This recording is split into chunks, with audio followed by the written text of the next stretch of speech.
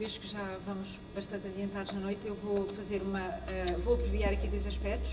Um é a apresentação do projeto Ativa para quem não conhece e também vou abreviar forçosamente as biografias dos dois convidados aqui presentes. Podem depois ter acesso a uma biografia mais completa no site do próprio projeto Ativa, que é um projeto de cariz ambiental, cívico, social, que no fundo pretende fazer a ponte entre entidades existentes na nossa sociedade e outros elementos da sociedade civil. É uma parceria da Associação Fez Troia com o Instituto Politécnico de Setúbal e tem a parceria de um programa, que é o Programa Cidadãos Ativos, as e-grants, que é um fundo gerido em Portugal pela Fundação Carlos Gulbenkian e pela Fundação Bissaia Barreto. O inquérito que foi passado entre os vários elementos do público pretende precisamente avaliar como é que este projeto está a correr, se ele está a mudar alguma coisa quando as pessoas vêm às nossas sessões e também o que é que gostariam eventualmente de ver diferente ou de ver tratado. Eu passava agora aqui a apresentar as duas pessoas que estão na mesa. Tenho aqui a Ariana Furtado e tenho o Epiménio Ferreira. Eu não sei, algumas pessoas eventualmente já conhecem, já podem ter estado com eles noutros debates. Eu hoje à tarde falei da vossa presença neste debate e algumas pessoas diziam mas eu já estive com eles noutros debates, eu já assisti, sobretudo no caso do Epiménio, sei que já tinham assistido a debates da SOS Racismo, em que tinhas estado presente.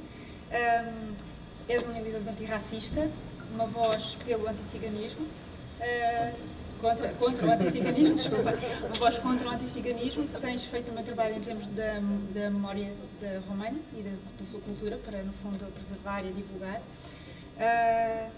E eu ia passar também aqui a palavra à Ariana. Sei que estás na área de ensino, não é? E que fizeste um projeto que eu acho muito engraçado, vou dizer aqui o nome porque achei este nome, que é Com a Mala na Mão contra a Discriminação, que inclusivamente ganhou o Prémio Municipal dos Direitos Humanos da Criança e do Jovem pela autarquia de Lisboa, certo? Se quiserem falar um bocadinho mais depois sobre as iniciativas, as associações a que estão ligadas aos projetos, podem falar um bocadinho. Eu ia começar por abordar um dos aspectos que foi aqui focado logo no primeiro trabalho que vimos, que é esta questão da relação da pessoa com a sua própria pele e da forma como os outros veem a pessoa quando esse é o primeiro elemento que, se calhar, quando as pessoas nos encontram, pode definir se somos negros, se somos de uma etnia cigana, se somos caucasianos, se somos isto, se somos aquilo, e que é essa primeira leitura que é feita.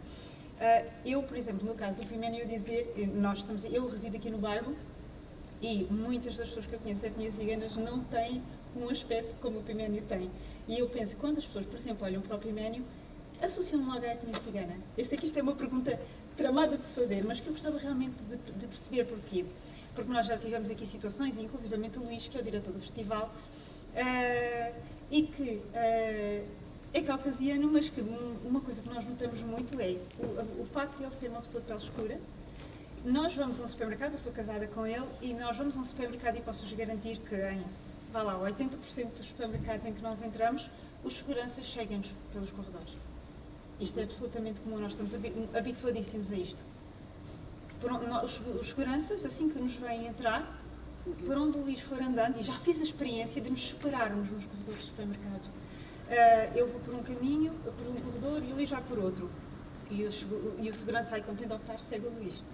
Já vimos isto acontecer imensas vezes, já nos habituámos, entre aspas, muitas aspas, a ver isto acontecer. O que nos faz perceber este impacto que tem a cor da pele. E já tivemos, inclusivamente, uma situação, ainda há pouco falávamos ali, na questão de Fez Troia mesmo. Nós tivemos em tempos um espaço para os convidados na Avenida Luísa Todi. O que é que aconteceu? Qualquer pessoa podia entrar, nós tínhamos um convidado que era o ator Ângelo Torres, que é negro, e o segurança da bolha, da empresa, o segurança contratado para estar, na entrada da bolha, não o deixou entrar. A organização teve de intervir e dizer, não, desculpe, o que é que se está aqui a passar? Mas pronto, é esta questão do primeiro impacto das pessoas e por onde conseguem definir-nos, primeiramente em termos de etnia que pertencemos, é a pele. Como é que isto pode ser visto? Ou seja, no teu caso, por exemplo, como é que sentes quando as pessoas te encontram uma primeira vez? Reações, percebem-se logo da tua etnia, se não te conhecerem, se não souberem que pertences já a esse racismo, quais são a tua causa, a tua militância? Bom, primeiramente, boa noite a todos e a todas. Eu acho que não consigo responder a essa pergunta porque eu não sei como é que pensa um branco. Não te posso responder por ele ou por ela. Como é que ele me vê ou como ela não me vê, não faço a mínima ideia. Contudo, sei que a cor da pele é só um dos critérios que são usados. Porque no caso das pessoas ciganas, tu não precisas de uma cor de pele, até porque os brancos falam entre si. Eu antes de chegar a um local, eu não preciso de me identificar, eu já sou identificado. Porque entretanto, houve aquela fofoca branca, entre brancos e brancas, que fazem questão de nos identificar e de apontar o dedo sobre quem é a tua família. Pelo que a questão da cor da pele ou da minha aparência física, ela só pode ser usada para mostrar a hipocrisia branca, da forma como os brancos olham para si próprios e gostam de olhar o outro. Posso-te dizer que tem muito aquela ideia de que, por ser ligeiramente mais parecido fisicamente com eles, que eu sou do lado deles. E que às vezes não tem pejo em dizer aquelas barbaridades brancas, normais, não é? Que a gente vai se infelizmente habituando não digo, mas criando anticorpos para que não nos despoletem reações mais negativas. Pelo que não te consigo responder o que é que eles pensam ou não pensam, posso dizer o que eles fazem. E o que eles fazem é mudar um comportamento e fazer questão de dizer: eu não te vejo como igual, eu não te quero como igual, porque eu acho, muito honestamente, que sou melhor do que tu, embora não tenham nenhum critério. Um critério positivo, construtivo, concreto, a não ser o seu próprio preconceito baseado no seu identitarismo branco, que tem sido criado desde há 5 séculos para cá, na construção da Europa moderna.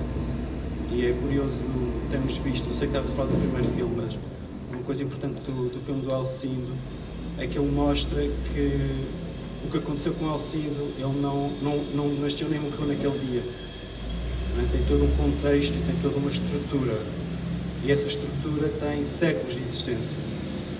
E tem sido concretizado institucionalmente, porque tu vês várias pessoas de vários regimes políticos, de vários partidos políticos a dizerem e a reafirmarem a mesma identidade branca, racista, superior, falando bem de si próprio enquanto falam mal do próximo.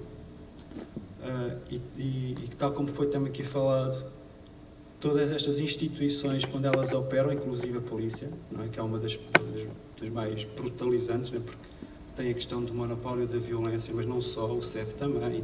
Podemos falar até daquelas que são supostamente as bonzinhas, tipo a ACM, tipo o Ministério daqui ao Ministério daquele outro.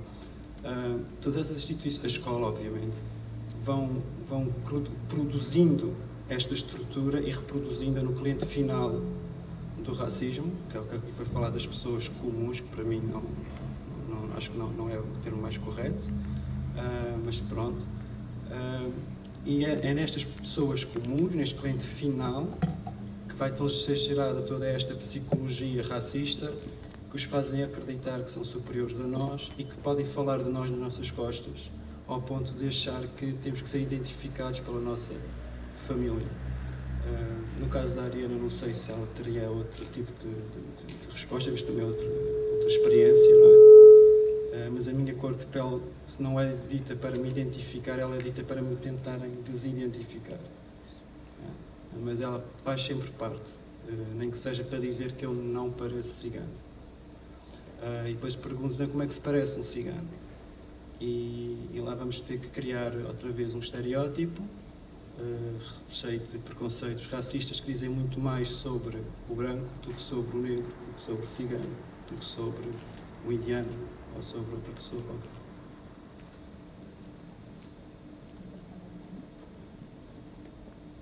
O primeiro falou aqui de um aspecto que eu peço desculpa, está a fazer aqui eco.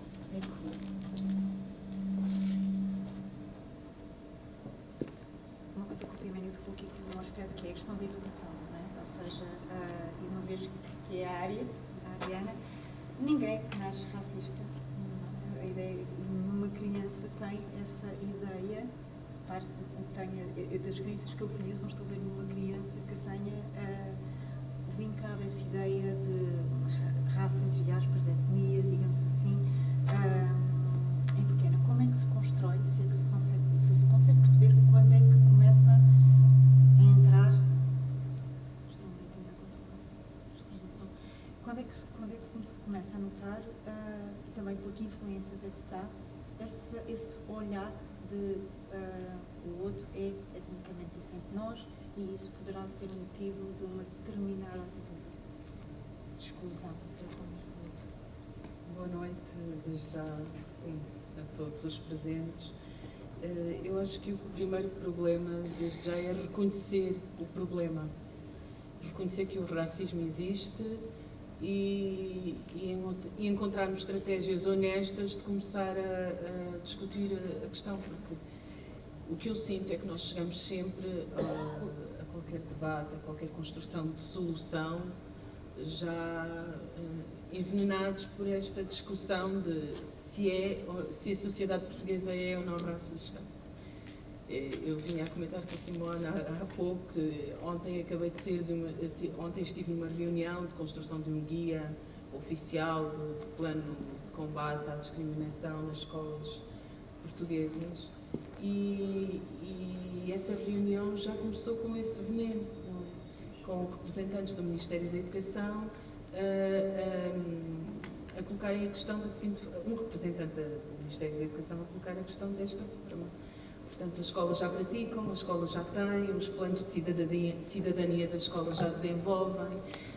Portanto, porquê?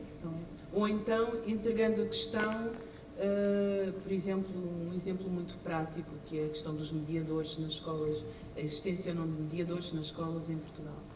E os mediadores são sempre pensados para escolas do subúrbio, ou escolas state.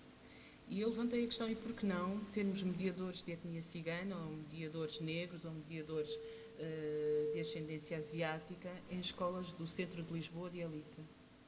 Porque trabalhar esta questão da diversidade e do racismo tem que ser vista e tem que ser trabalhada no seu todo e em todas as frentes, porque senão estamos sempre a entregar à vítima a solução de um problema, que é um problema sério, que é um problema que causa nos jovens, este é o texto mais bem escrito que saiu dessa reunião, nas crianças e nos jovens que são tratados injustamente ou discriminados na escola, causa atitudes negativas na e para com a escola e os professores, níveis mais baixos de motivação, níveis mais baixos de autoestima, menor capacidade de participação, maior risco de abandono escolar, menor sucesso escolar e problemas de saúde mental graves, isolamento, depressão, agressividade, revolta.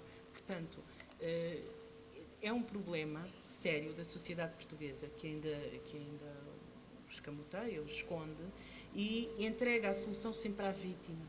E isso coloca, neste caso, o branco na sociedade portuguesa numa situação de privilégio. Porque não reconhecer um problema é entregar o privilégio a uma determinada fasquia da sociedade. Sim. O papel da educação de uma pessoa que está na classe docente, que é professor, e como é que pode ser o vosso contributo direto? Junto dos alunos, junto do...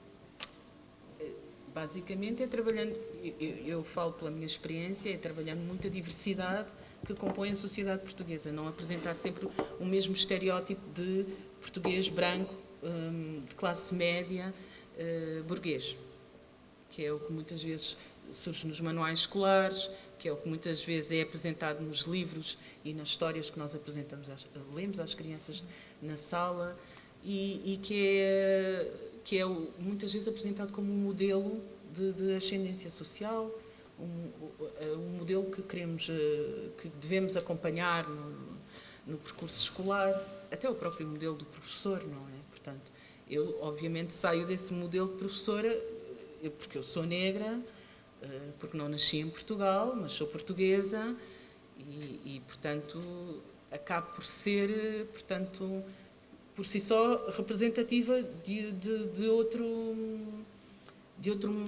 forma de ser português, não é? Portuguesa, no meu caso. Uma questão que eu gostava que abordássemos aqui.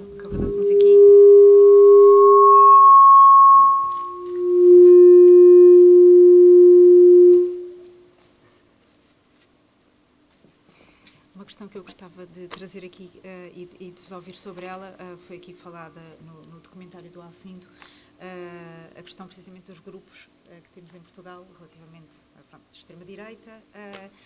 Neste momento, e dada a situação, dado o nosso espectro político, dada a composição do nosso Parlamento, há motivos de preocupação crescente, isso é debatido a nível de uma associação como a SOS Racismo.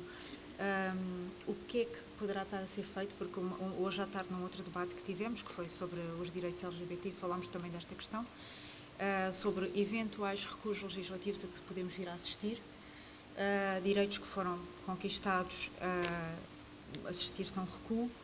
Em que medida é que isto vos preocupa e em que é que uma sociedade pode trabalhar de uma forma unida para que não se assista a esse retrocesso daquilo que já foi conquistado? E também perceber o que é que está por conquistar, de mais experimento, porque se calhar está muita coisa, mas o que é que está, o que é que vocês colocariam, vá lá, no topo da pirâmide? Não sei, Pimenta, se... A questão aqui é um bocado mais difícil de responder assim. A situação é sempre mais preocupante, porque a cada dia que passa temos mais vítimas do racismo. E quando falamos de vítimas do racismo, nós não estamos a falar em números pequenos, estamos a falar em números de massa. Não é?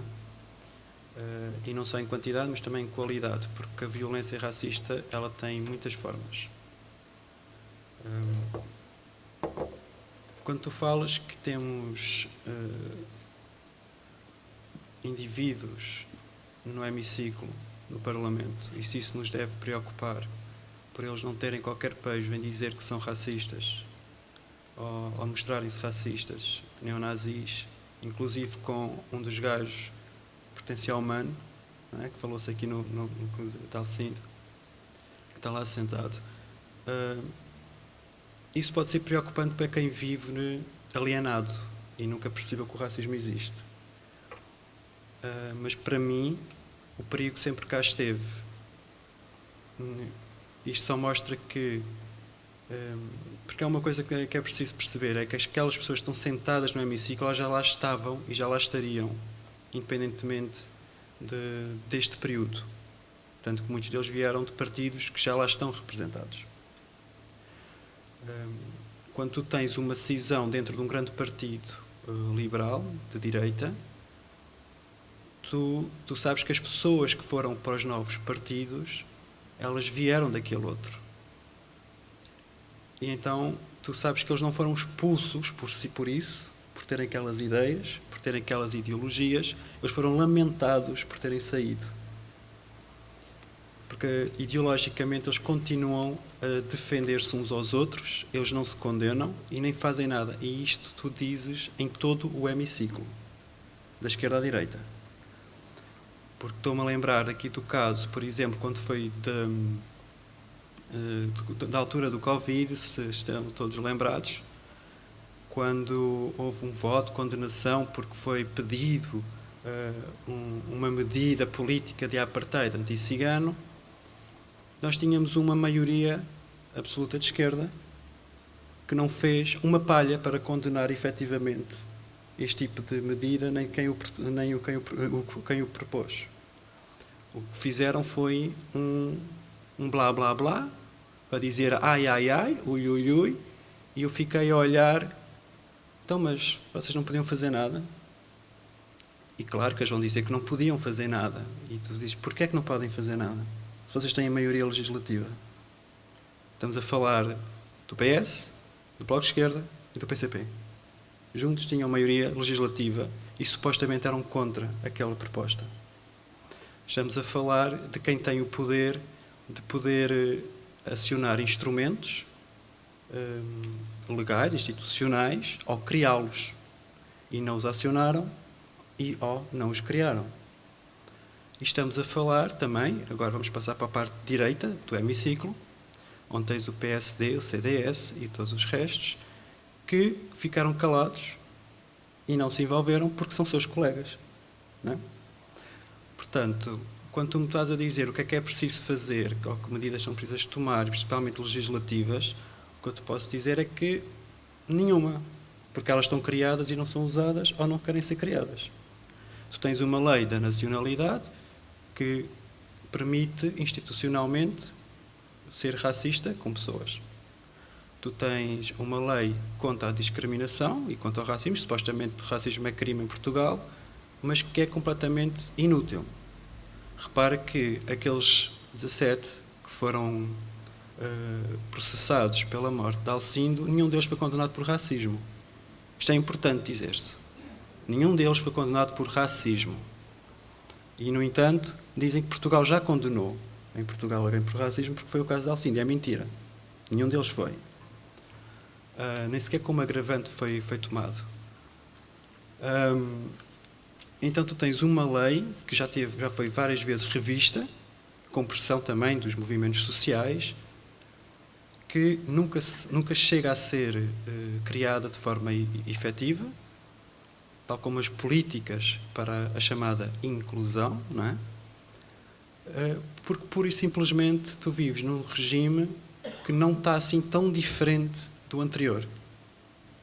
Pode estar diferente para uns, mas não está diferente para outros. Tu continuas a ter 80% das famílias ciganas a não poder escolher onde viver. Antes de 74, tinhas muita gente a viver em barracas e bairros de lata. Veio o 25 de Abril, essas pessoas estão na cidade, estão a votar em partidos de direita e de esquerda, mas a pessoa cigana não está. A pessoa cigana continua refém de uma segregação habitacional e constrói muros, ainda por cima, para criar essas barreiras físicas. E tal como tu viste aqui no filme do Alcino, tu tanto depressa tens um Salazar, como o Mário Soares, como várias outras entidades do regime atual, a insistirem na imagem do Portugal bonzinho e multicultural e intercultural. Pronto. E a ter o dia 10 de junho não como o dia da vergonha nacional, mas como o do orgulho nacional. Aliás, até houve uma altura em que Cavaco até chamou o dia da raça, não é? Escapou-lhe a boca para a verdade. Enganou-se, ups! E chamou-lhe o dia da raça. Era ele presidente. Então, se queres dizer a minha opinião pessoal, e para separar um bocadinho do SOS, porque o SOS são muitas pessoas e fica difícil depois falar por toda a gente. Mas a minha opinião pessoal, este regime não é muito diferente do Estado Novo. Estas instituições, elas são racistas e continuarão a ser racistas. A única forma de tu mudares isto é se houvesse uma mudança estrutural. E essa mudança estrutural implica tirar as pessoas que estão lá hoje do poder, implica colocar novas pessoas no poder. E essa mudança não vai ser feita só através do voto, ou só através de debates, ou só através de livros, ou só através de, sei lá, danças, festas e coisas assim, ou festivais. Nós temos que ter uma responsabilidade crescente, porque se os maus se organizam, nós também nos podemos organizar. Se os maus se comprometem a terem ações estratégicas, nós também podemos ser um bocadinho mais inteligentes e começar a ser mais eficientes. Não podemos estar a contar só com uma certa esquerda liberal, organizada, institucionalizada. Acho que está na hora de nós, pessoas normais, começarmos a pensar que nós temos muita coisa para mudar e que não é agindo individualmente que nós lá vamos. Primeiro ponto. Acho que essa é a primeira alteração que nós temos que fazer na nossa ação. Segundo, nós temos que reconhecer o que está mal no país. Portugal é um país racista, estruturalmente racista, com instituições racistas. Logo, não podemos confiar nessas instituições para nos defender ou corrigir o problema.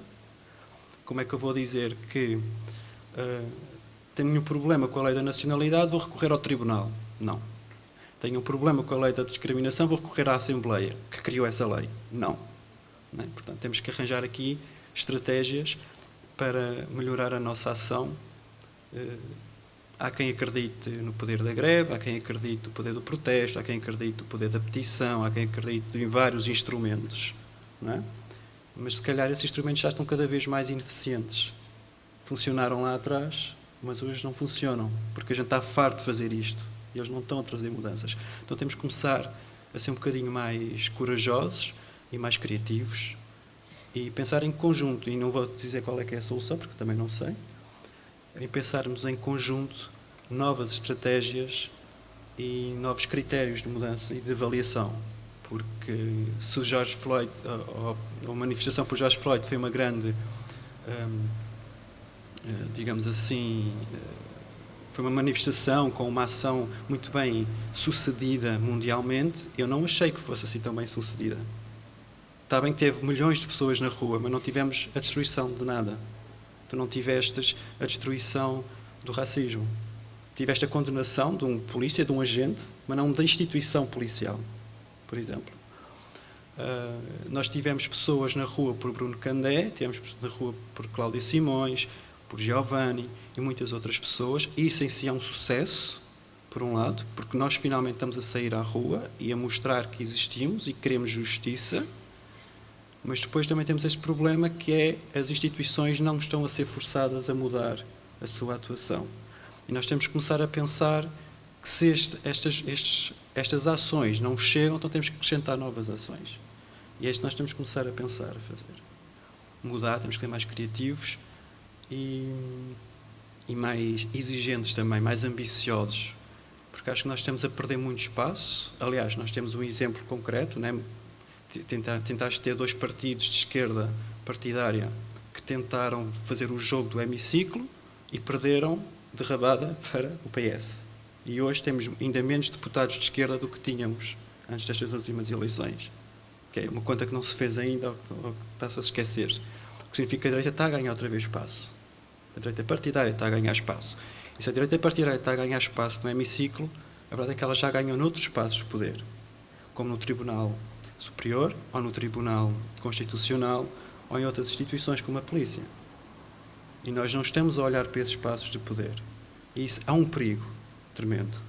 Porque uma das ações que a direita liberal tem estado a praticar, e não é de hoje, é de anos atrás, já tem 10, 20 anos, não é tanto a disputa eleitoral, mas é a disputa por lugares que não estão reféns do voto.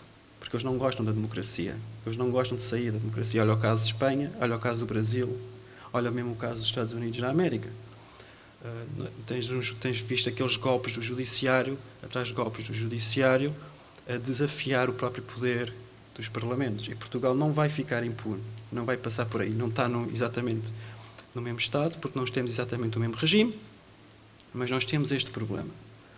Então, nós temos que pensar que se eles estão a agir para ocupar certos determinados espaços de poder, o que é que nós estamos a fazer?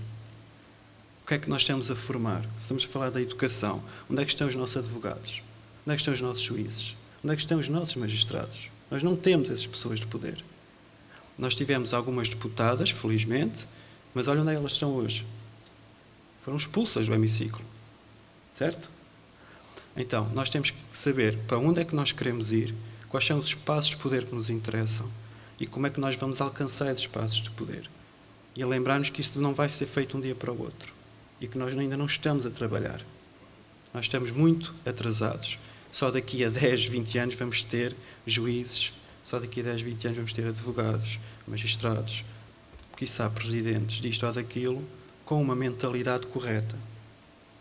E enquanto nós não pensarmos que nós estamos a perder tempo e que é preciso começarmos a trabalhar para o futuro a partir de agora, nós só vamos estar a entregar de, sei lá, como é que é a expressão? Bandeja. Bandeja, obrigado. De bandeja todos os espaços de poder e nós não estamos a criar poder.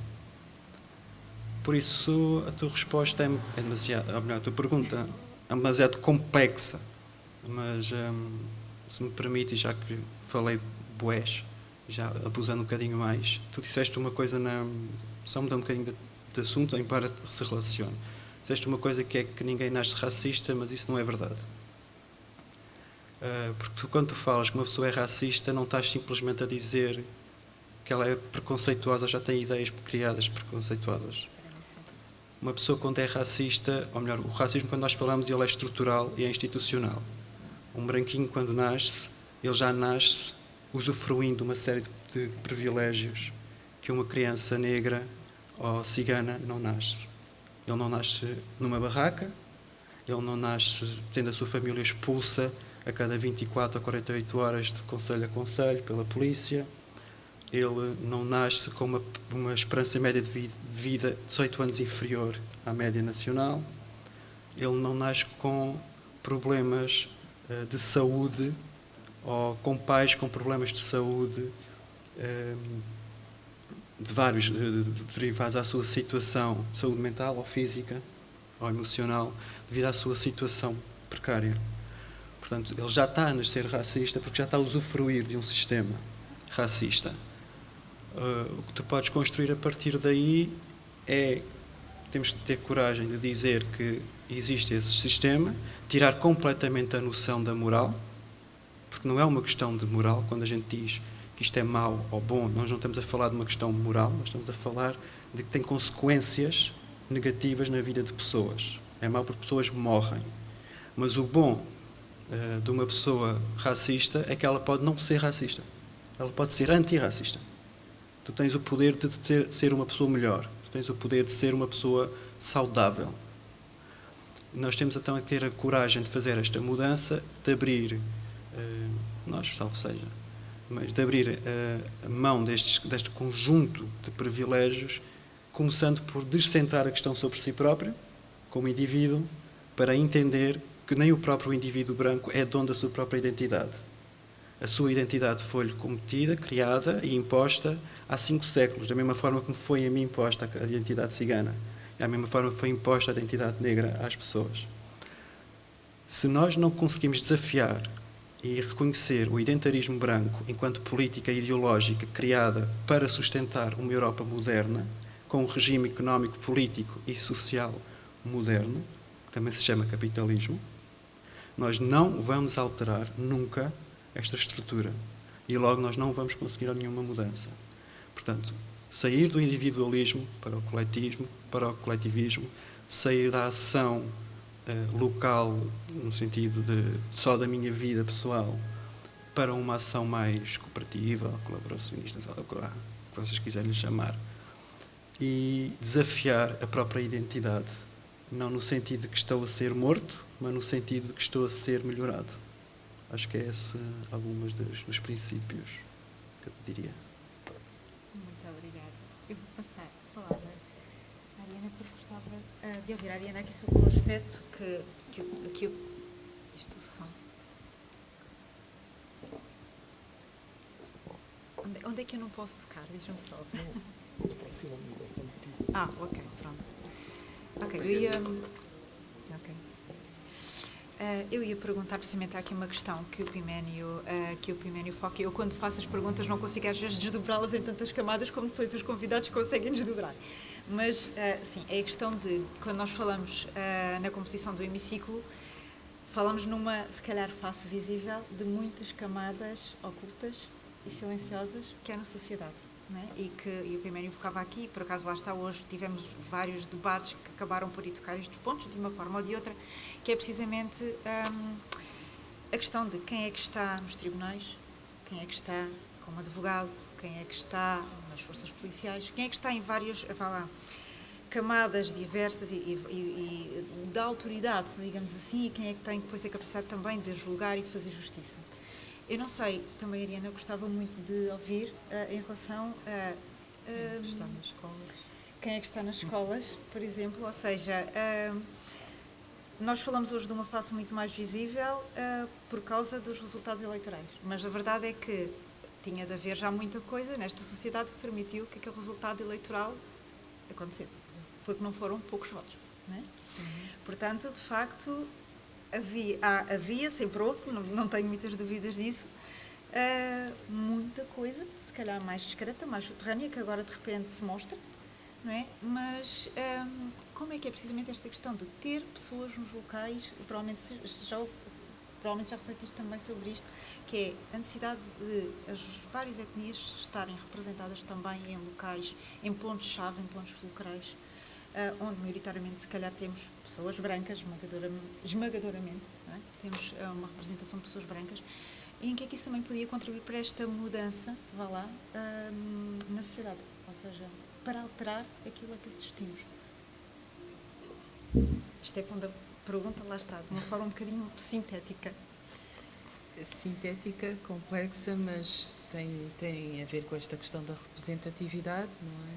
Sem dúvida, mas quando eu penso nas pessoas que estão na escola, é no seu todo sempre professores, pessoal não docente, alunos, famílias, e depois estabeleço aqui, quero estabelecer aqui distinções, não hierarquias, distinções, mais do que tudo. Portanto, sinto que os professores cada vez mais têm dificuldade em lidar com questões, com esta questão racista nas escolas, e têm cada vez mais dificuldade ao contrário, isto é muito complexo porque é o contrário de tudo o que o Ministério da Educação tanto diz que é feito nas escolas, que é trabalhado na educação para a cidadania, mas os professores, a escola é representativa da sociedade, não é? Se nós vivemos numa sociedade que estabelece marcadores de desigualdade, a escola também vai acabar por refleti-la. E se os professores que a compõem são pessoas que apresentam preconceitos, que eu sinto cada vez mais, de diferentes formas apresentam preconceitos com os alunos, para com os alunos, é muito difícil privilegiarmos a escola como um espaço de igualdade na aprendizagem para todos.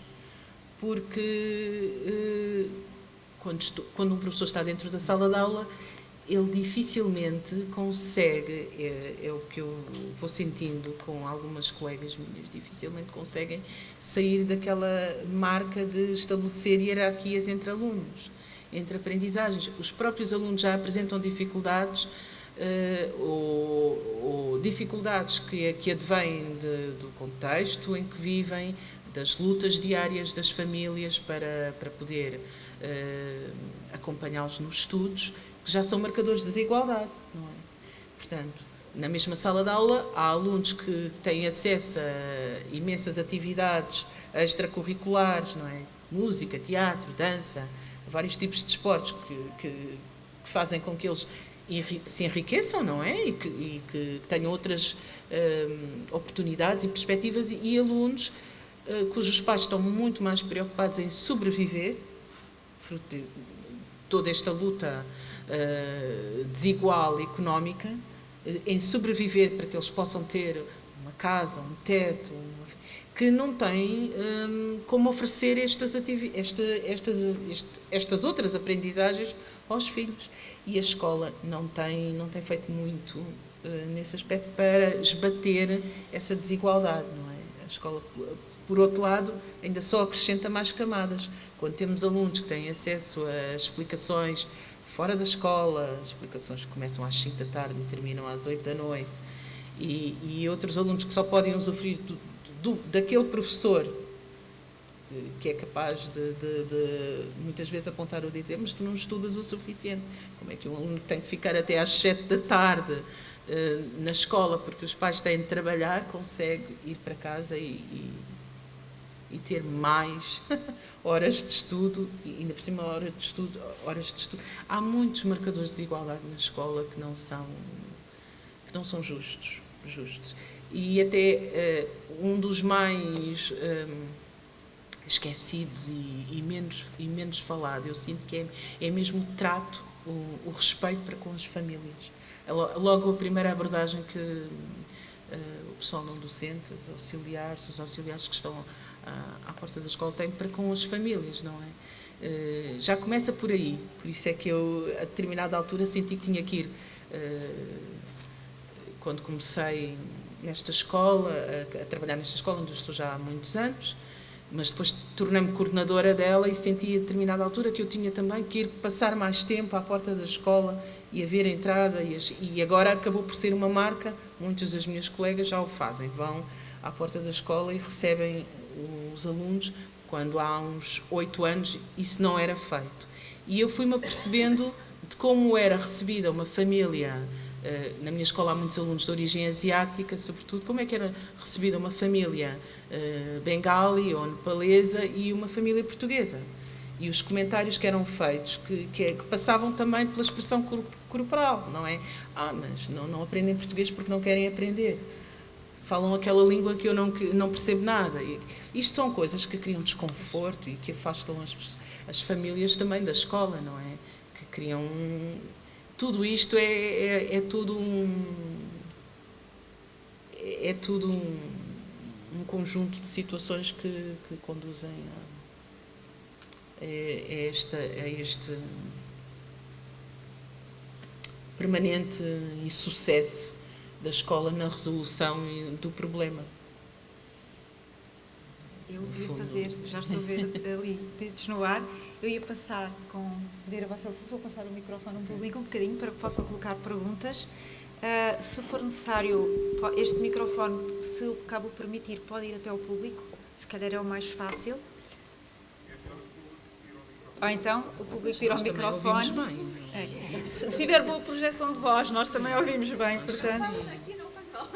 Depois não fica gravado. Não sei se fica gravado. Não.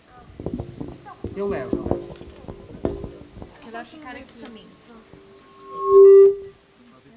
Exato. Para aqui.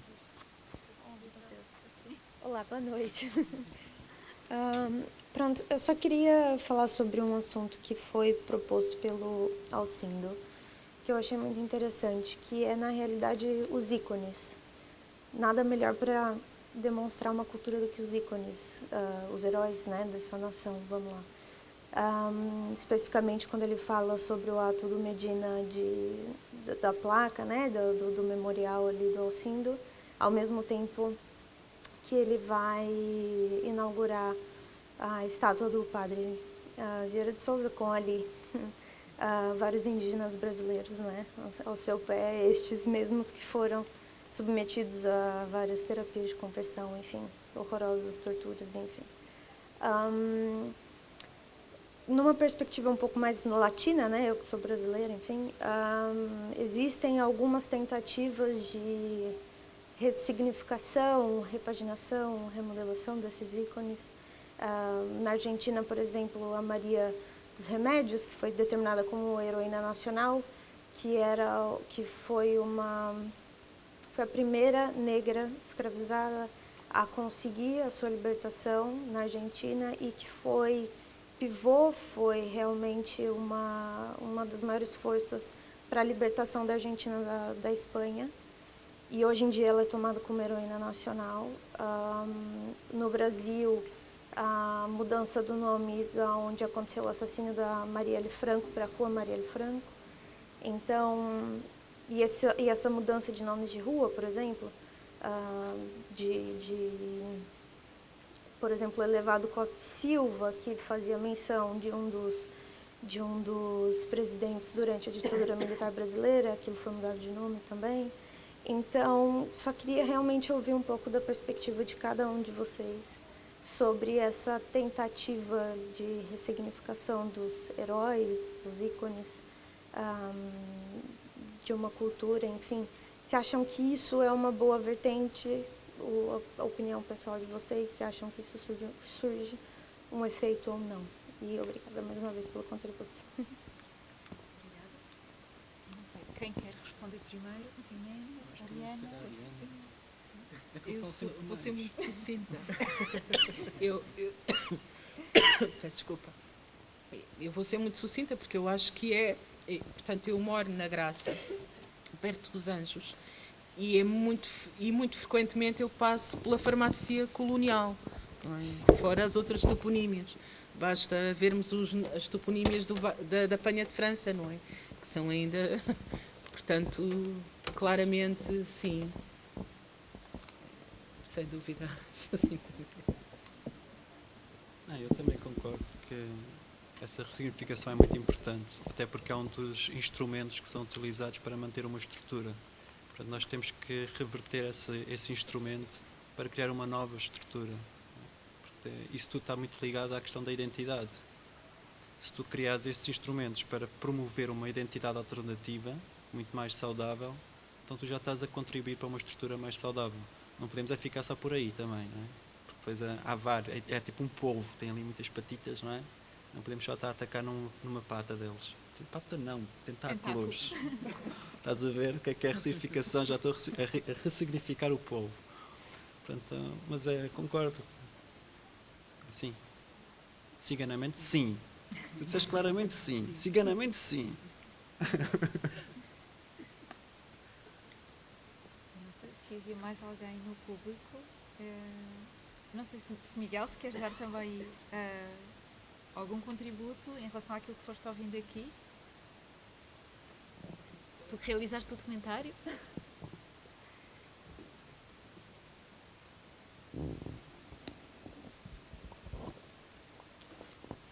Pronto, assim como plateia também me surgiu assim uma questão também muito ligada a uma coisa que eu ando a tentar fazer, que é eu tenho exibido o documentário em muitos lados e então tenho tentado minimamente fazer uma etnografia das plateias, entender o que é que suscita as pessoas, etc.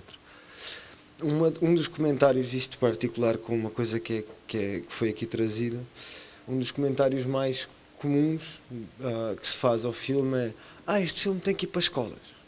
Ou seja, esse direcionamento imediato para as escolas como o lugar ideal para se discutir este filme. O que eu entendo, e faz todo sentido, inclusive nós já vamos ter várias exibições em escolas, mas há um entendimento de que o racismo é uma questão de educação, não é?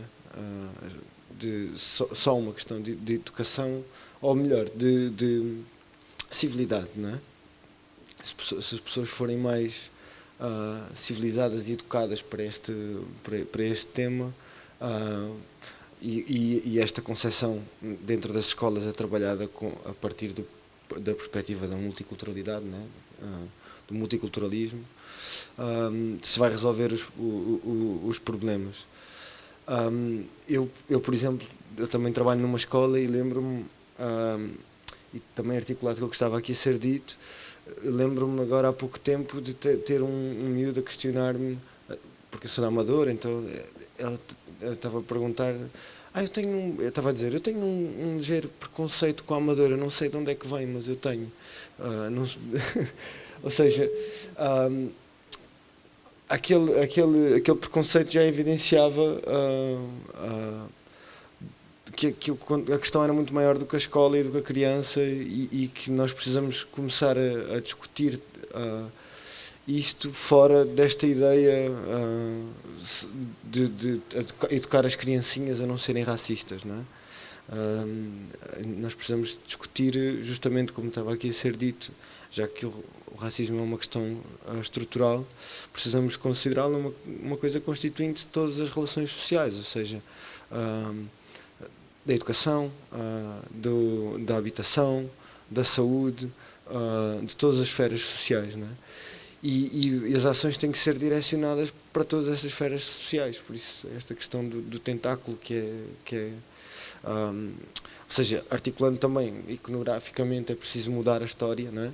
Mas é preciso mudar em todos os sentidos, não é? Tipo, pensar que não existe um espaço ideal para resolver o racismo, na medida em que precisa ser uma luta global, não é? Articulada com todas as dimensões da sociedade. Deixo um comentário que gostava de ouvir também as vossas opiniões sobre isso. Sim, eu precisamente com esse projeto que nós tivemos na escola e tentamos desenvolvê-lo em várias oficinas, o que foi feito com as crianças também foi um pouco nessa perspectiva, não é? Verificaram onde é que o racismo atuava e como na habitação, o nível social, Pronto. Pô-las em contacto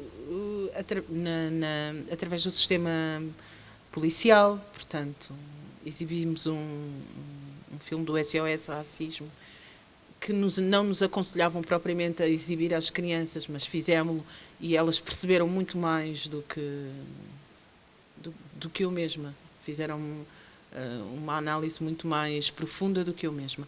Portanto, eu sinto um pouco, não sei se é o que o Miguel sente ou não, mas que remetem um racismo para a educação, não é?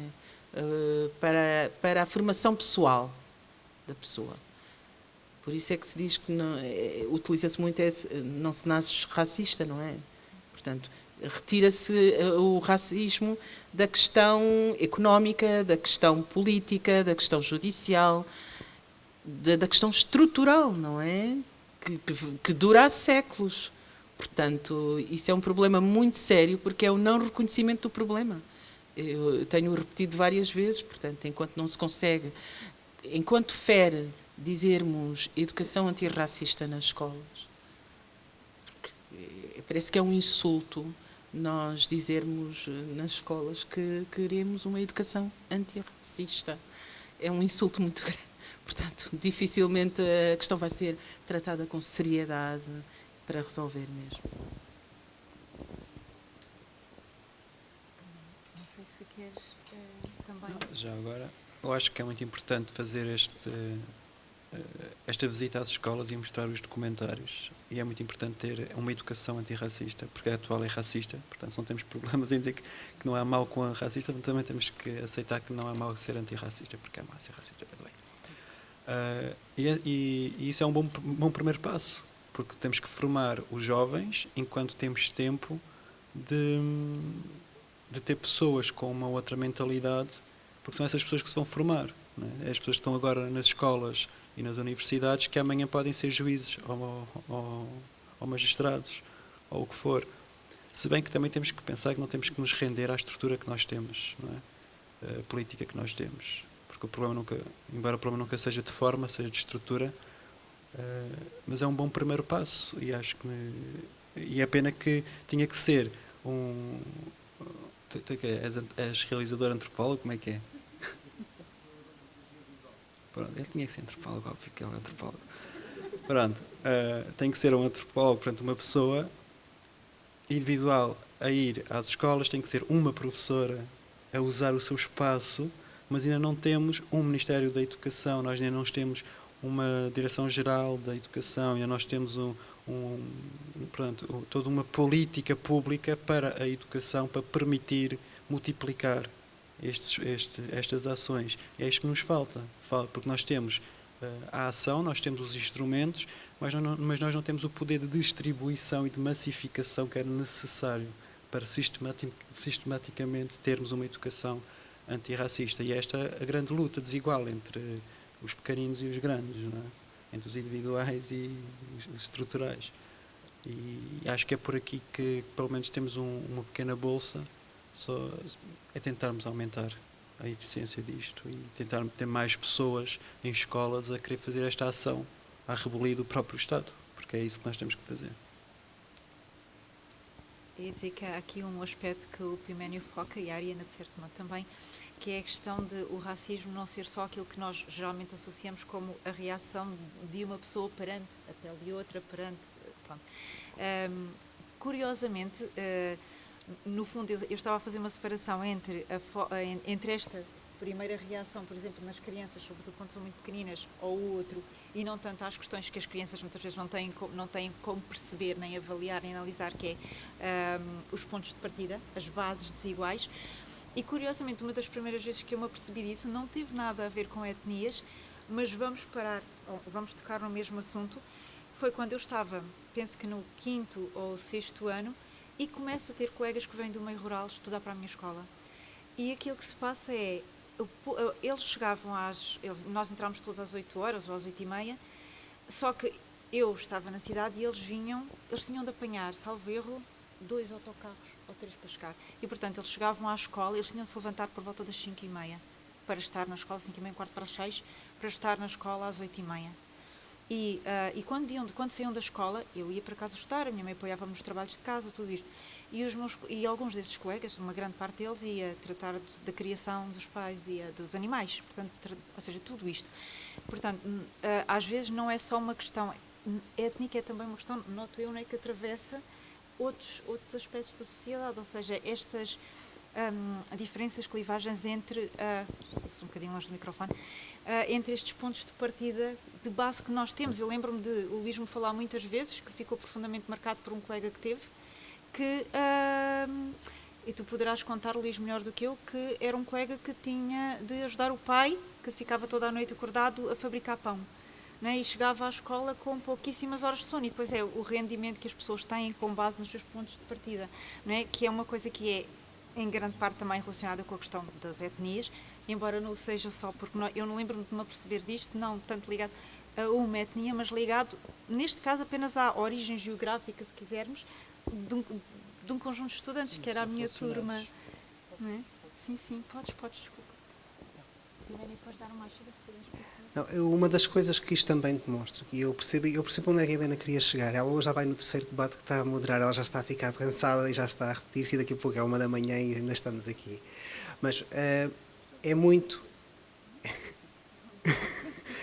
é muito nesta questão que eu lembro-me que nos transportes públicos em Lisboa, ela vinha muitas vezes nos transportes públicos à noite e ela encontrava sobretudo pessoas que eram negras, pessoas que eram asiáticas e pessoas que trabalhavam, faziam turnos imensos, e eu imagino como é que seria a vida dos filhos dessas crianças e o acompanhamento que tinham em casa e os exemplos que tinham de o esforço que é necessário ter para chegar a alguma coisa na vida, enquanto outras tinham uma vida muito mais descansada.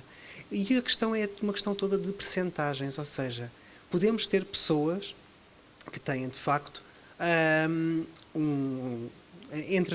eu vejo, de facto, que há muito mais. Eu apercebi-me disto, por exemplo, quando comecei a sair um pouco do país, eu percebi que era muito normal pessoas mais escuras estarem em trabalhos muito mais mal pagos, inclusivamente pessoas que tinham o meu tom de pele.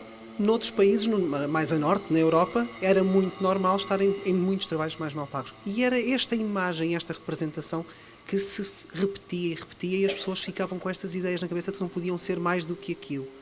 E eu acho que isto é que é o que é preciso, e eu acho que nesse aspecto, felizmente, temos tido cada vez mais exemplos na parte da cultura de que é possível criar novos heróis e novos exemplos para que os jovens possam olhar e dizer, ok, posso também ser aquilo. Eu lembro-me de um amigo meu ter dito que adorou ver um filme de ação americano agora recente, em que a heroína é uma senhora asiática de 50 anos.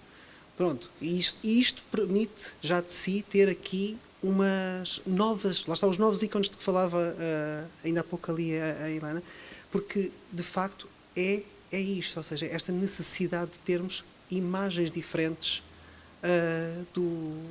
de nós próprios, porque muitas vezes não as temos. De o que é que podemos almejar ser e o que é que nos é permitido nesta sociedade, porque lá está, não temos os mesmos pontos de partida. E agora só não acho que aqui uma coisa que me lembrei, eu não sei até se não foi na edição deste festival do ano passado, que se falou numa questão que era as pessoas imaginarem-se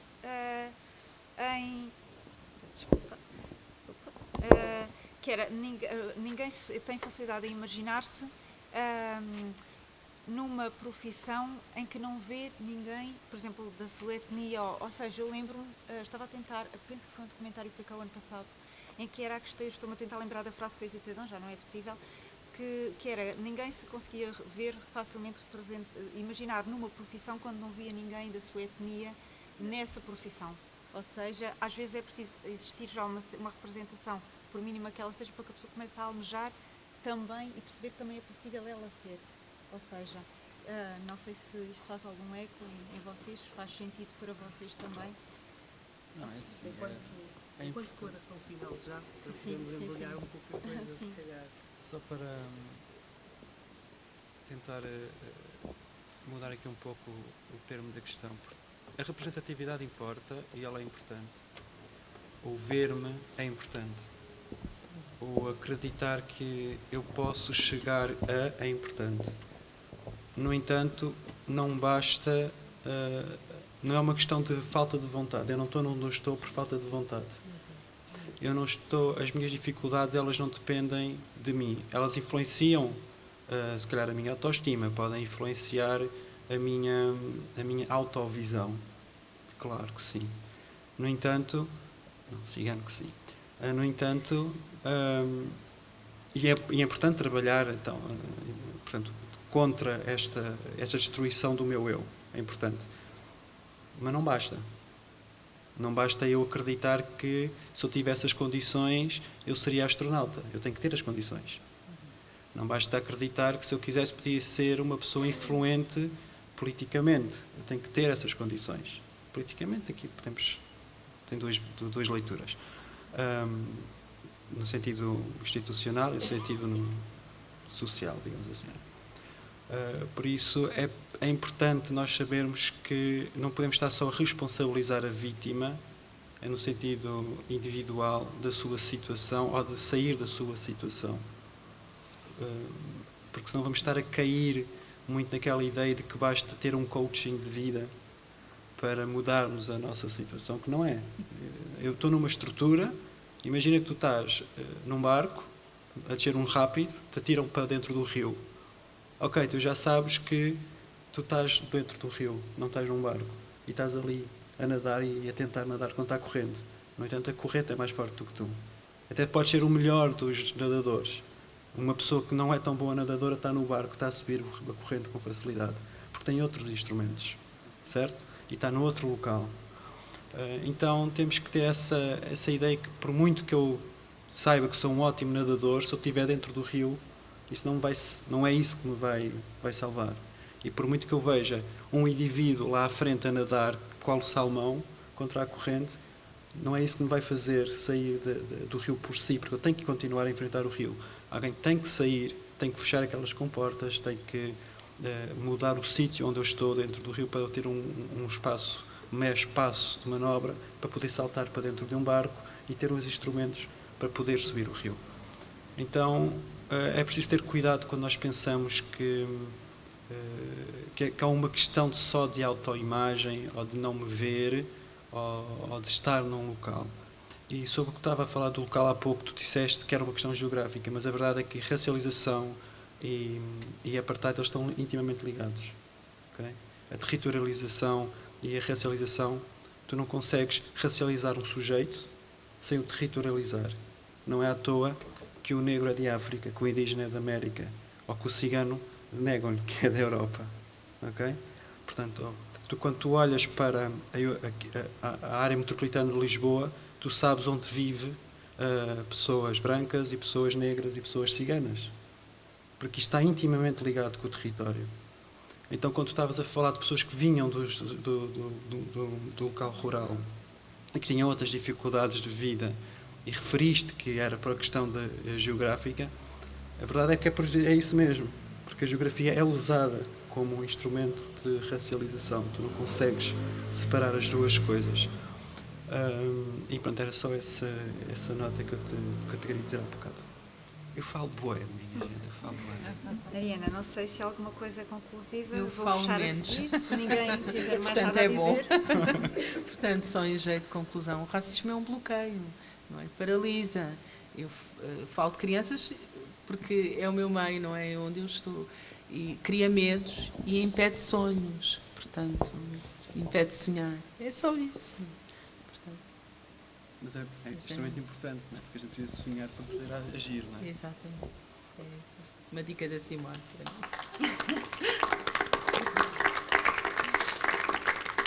Espero que tenham gostado. O debate conseguia ser, obviamente, muito mais amplo do que isto e muito mais complexo e profundo. O tempo também nos limita aqui um bocadinho. Eu já roubei uma hora à vontade da Ariana, que tinha de sair à meia-noite e que já é cerca de 1h, provavelmente. Agradeço imenso a vossa presença e o facto de estarem a participar neste projeto. Espero poder que possamos voltar a encontrar-nos no futuro, a trabalhar estes temas ou outros temas. E pronto. Obrigada também a todos vós por terem vindo. Espero que tenham gostado.